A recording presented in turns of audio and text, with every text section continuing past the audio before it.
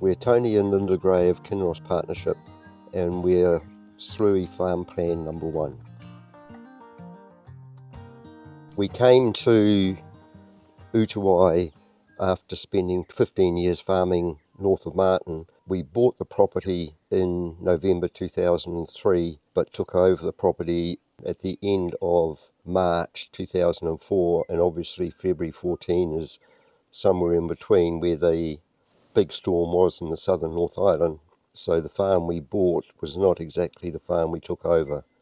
And I guess we were thinking the whole place would be hill country, but because we've got 80 hectares roughly of cultivatable land, being it dead flat or a little bit steeper tractor country, we decided that even though it was a long way from anywhere, this would be a good opportunity for us. The previous owners, given that there was 6 weeks between the storm and us taking over, had done an awful lot of work. I was able to come up and help.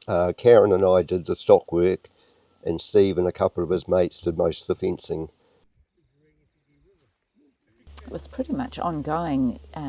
As we were farming the property, we'd find something else that needed to be done. The slips didn't just stop after the storm. With that winter, there was a very heavy snowfall, which probably left us with as much moisture as the 04 storm. So there was another round of slips and more damage. So yeah, it was probably several years before we actually got the place back to where it was when we first looked at buying it.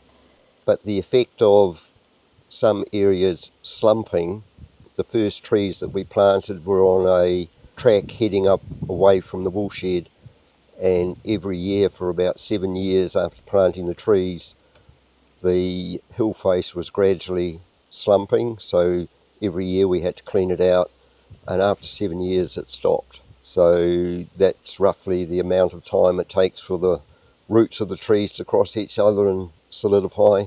And we had another place as well where I don't know how many times I put up a fence, and every time it just moved further down.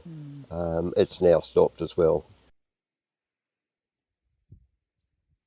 I guess if we go back to the beginning, after we'd bought the farm and after the storm, one of my first phone calls was to Alec Mackay, and I said we need help. And after that I talked to Kevin Rook, who was our land management officer at the time, and we went for a look around to see what we could do. In between times, Horizons had decided that to try and future-proof hill country farming in particular, that they were going to do a farm plan, and did we want to be the guinea pigs? And we put our hand up and said, yes, we'll do that. It was quite a long time in the making. I think the final copy we got was version 3. I think we went in with eyes wide open, and we worked with Rookie in identifying where to start, what the priority pieces were, which the first planting we did, pretty much the first, was an area of land right along the road that we retired into Douglas firs, because during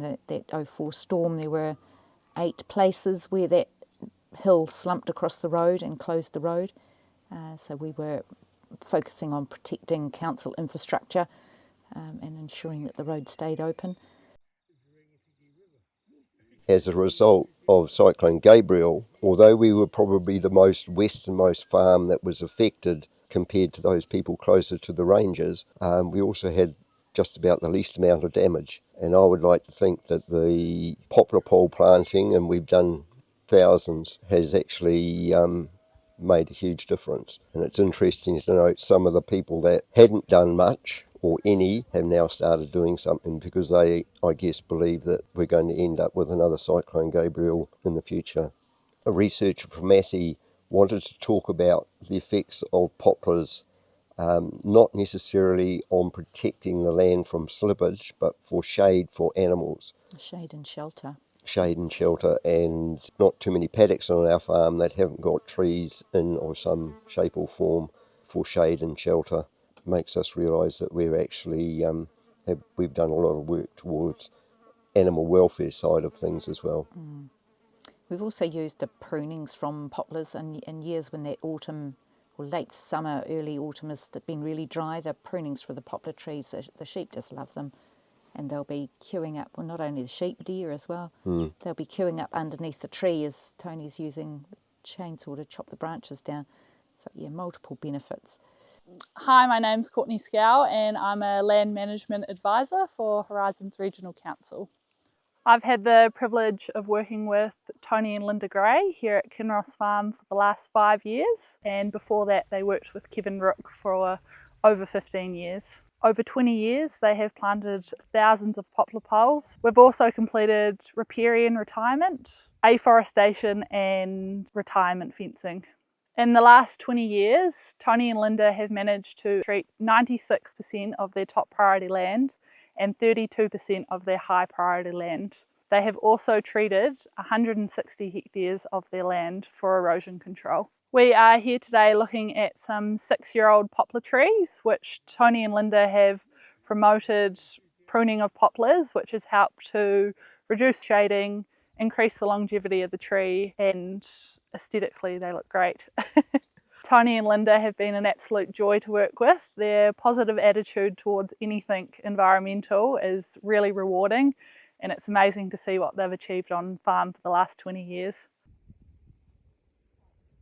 Well, we've planted an awful lot of trees, we've retired land, fenced off waterways.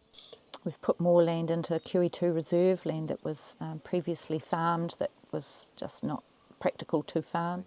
So the area we're looking at is part of our QE2. So we have, when we came here, about 60 hectares of QE2 and a further 60 hectares we put into QE2 after about 5 years that we were here. The scrub rocks were used for winter shearing, so just to make sure the sheep had shade and shelter and a little bit of feed. So there's about 125 hectares in the QE2 covenant. And over the 15 years it's been really cool to see the native bush regenerating, and the bird life down there is really amazing. It's one of my favourite places on the farm. We did, through Horizons, did a partnership possum control program, and that immediately showed up in the totara trees. They were no longer flat tops, they were looking like a totara tree should do. The canopies, particularly on this block straight opposite here, that was an area that we used to graze, and you can only see a couple of little bits of open pasture now. So as a biodiversity piece of land, this has got everything really. Interesting question.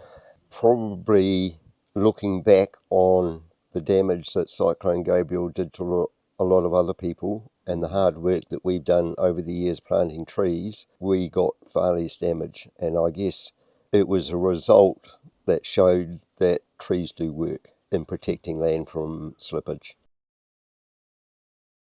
Planting poplar poles.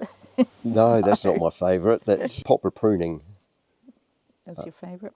Because that way you're only carrying one pole saw and you can do it reasonably quickly as well. And you can look back and you think, oh, I've done that today. I think some people think that poplar pole planting is actually relatively easy, but you're actually doing it on medium to steep hill country, sometimes where access is limited, so you end up carting poles 100 metres before you actually start planting. So and scrambling around the sides of hill faces with a post hole borer, it's not much fun. We have recommended it to a number of people. The future-proofing your land, which is your most expensive asset, is in my mind a no-brainer.